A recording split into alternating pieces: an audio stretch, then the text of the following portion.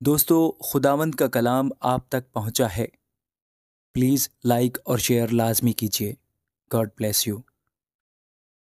لوکا 22واں باب۔ اور عید فطیر، جس کو عید فصح کہتے ہیں، نزدیک تھی، اور سردار کاہن اور فقیہ موقع ڈھونڈ رہے تھے کہ اسے کس طرح مار ڈالیں، کیونکہ لوگوں سے ڈرتے تھے۔ اور شیطان یہودا میں سمایا، جو اسکریوتی کہلاتا اور ان 12 میں شمار کیا جاتا تھا۔ اس نے جا کر سردار کاہنوں اور سپاہیوں کے سرداروں سے مشورہ کیا کہ اس کو کس طرح ان کے حوالہ کرے۔ وہ خوش ہوئے اور اسے روپے دینے کا اقرار کیا۔ اس نے مان لیا اور موقع ڈھونڈنے لگا کہ اسے بغیر ہنگامہ ان کے حوالہ کر دے۔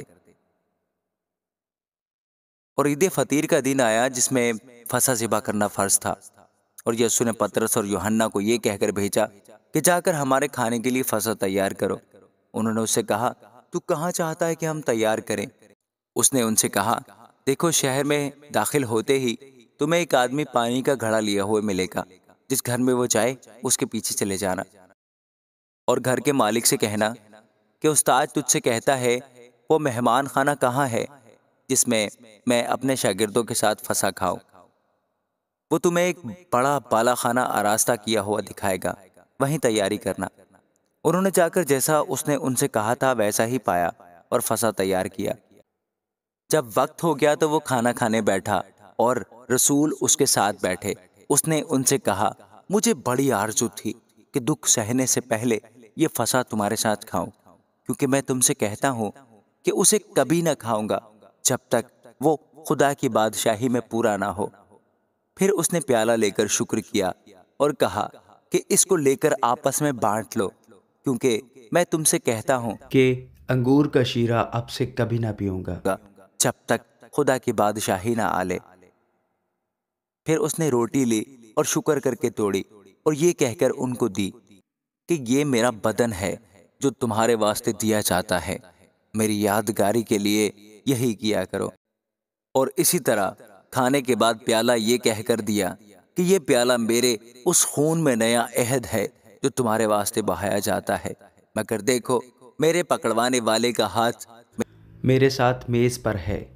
کیونکہ ابن آدم تو جیسا اس کے واسطے مقرر ہے جاتا ہی ہے، مگر اس شخص پر افسوس ہے جس کے وسیلہ سے وہ پکڑوایا جاتا ہے۔ اس پر وہ آپس میں پوچھنے لگے کہ ہم میں سے کون ہے جو یہ کام کرے گا؟ اور ان میں یہ تکرار بھی ہوئی کہ ہم میں سے کون بڑا سمجھا جاتا ہے۔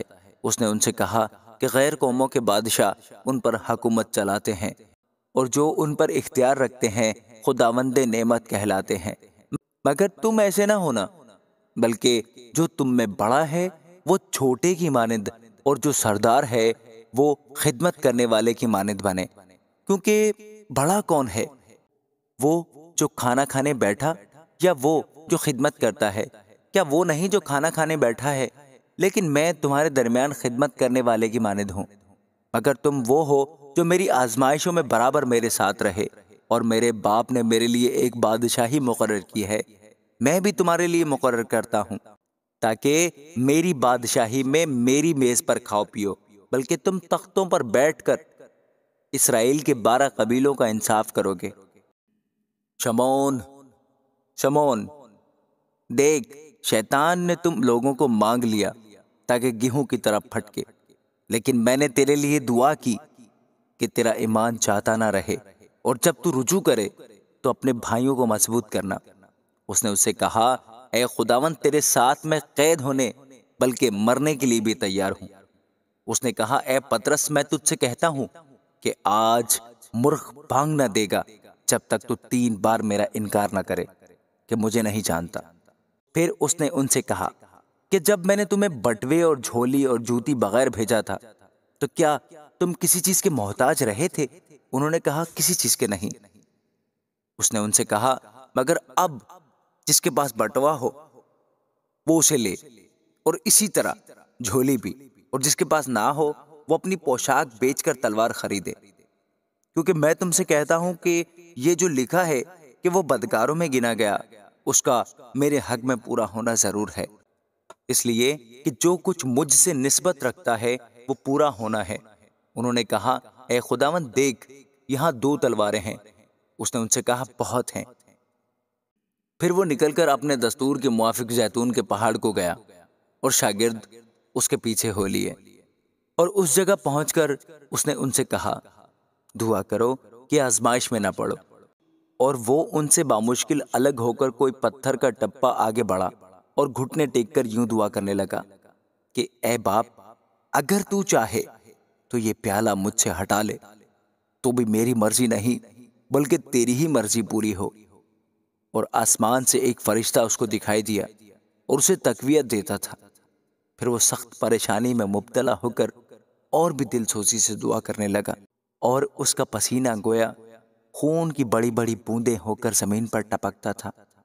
جب دعا سے اٹھ کر شاگردوں کے پاس آیا تو انہیں غم کے مارے سوتے پایا، اور ان سے کہا تم سوتے کیوں ہو؟